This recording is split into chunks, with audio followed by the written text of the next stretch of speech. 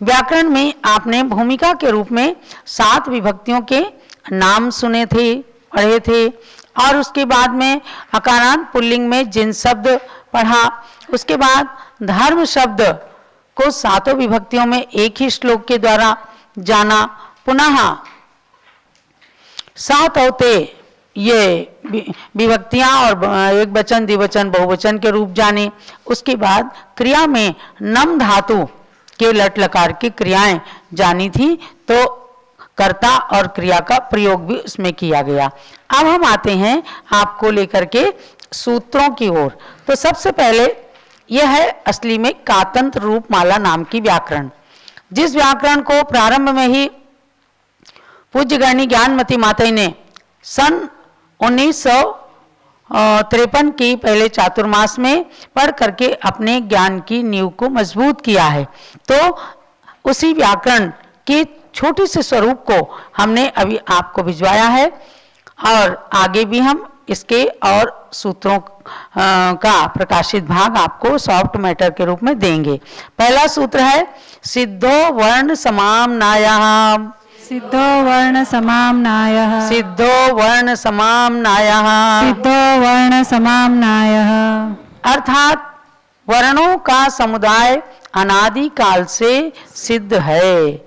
इस सूत्र के माध्यम से हमारे आचार्यगण सर्ववर्म नाम के आचार्य बताते हैं कि वर्णों का समुदाय अनादि काल से सिद्ध है, अर्थात किसी ने इन वर्णों को बनाया नहीं है, समय समय पर इनको प्रचारित प्रसारित किया गया है। जैसे प्रभु ऋषभदेव ने अपनी ब्राह्मी सुंदरी कन्याओं को भी व्याकरण शास्त्र पढ़ाया, और हमारे अनेक आचार्यों ने ज्ञान को परिमार्जित करने के लिए व्याकरण शास्त्र बनाए।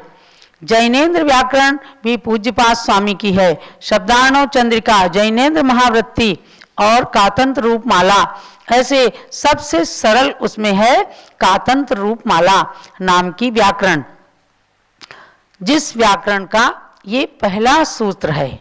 वर्णों का समुदाय अनादिकाल से सिद्ध है।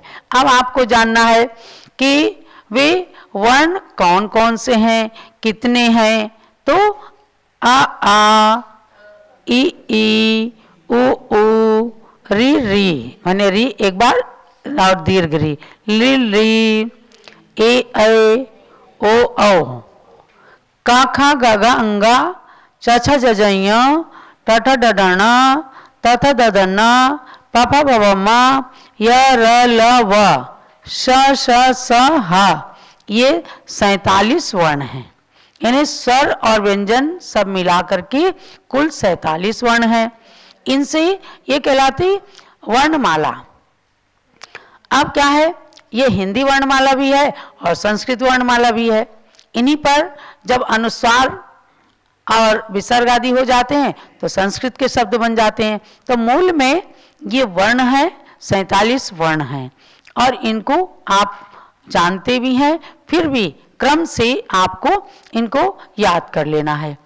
अब उसके बाद में आता है दूसरा सूत्र, तत्र चतुर्दशादौ स्वराः। तत्र चतुर्दशादौ स्वराः। तत्र चतुर्दशादौ स्वराः। अब क्या हुआ कि इन 47 वर्णों में आदि के 14 अक्षर जो हैं वो स्वर कहलाते हैं, यानी स्वर और व्यंजन दो में विभक्त ये सारे के सारे वर्ण हैं। और उन 47 वर्णों में जो प्रारंभ के 14 वर्ण हैं उनको स्वर संज्ञा है। ये संज्ञा प्रकरण ही है, और संज्ञा माने नाउन, और हर एक चीज की किसकी क्या संज्ञा है इस अध्याय में यही सबसे शुरू में बताएंगे। तो इन वर्णों के समुदाय में जो 14 अक्षर हैं उनकी स्वर संज्ञा है। कौन कौन से हैं वो बोलिए? आ ई उ ऊ री री लिल री ए ऐ ओ औ, ये 14 स्वर कहलाते हैं। आज कंप्यूटर में मुझे लगता है कि लिल री ये खत्म हो गया, री तो अभी मिल जाता है, लेकिन लिल री शायद कंप्यूटर से गायब हो गया है। लेकिन जो अनादिकालीन 47 वर्ण हैं, उनमें 14 स्वर भी ये सब अनादिकालीन हैं।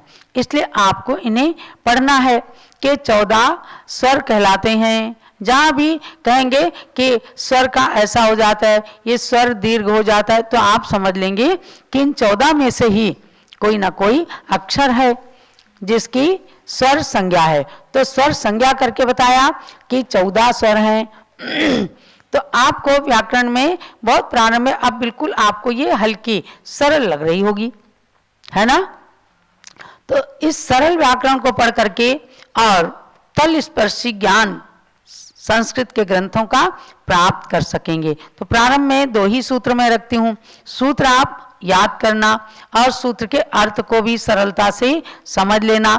2-3 बार जब पढ़ी जाएगी तो व्याकरण स्वतः याद हो जाएगी।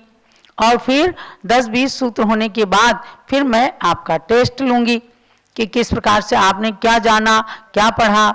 यदि आपकी इसके अंदर कोई क्वेरी है तो आप अपना केवल व्हाट्सएप लिख करके भेजें, फ़ोन कोई भी ना करें। तो मैंने आज आपको ये 2 सूत्र बताए हैं जिनमें 47 वर्ण बताए गए और 14 अक्षरों की स्वर संज्ञा है। ये भगवान अरहंत देव की दिव्य ध्वनि से निश्चित जो हिंदी और संस्कृत के शब्द हैं उन्हीं को यहाँ पर बताया जा रहा है। और संस्कृत व्याकरण का शुभारंभ करके आप सब संस्कृत के ज्ञान में परिपक्व बने, इसी भावना के साथ हम आज के स्वाध्याय को समापन करते हैं। हमारे बीच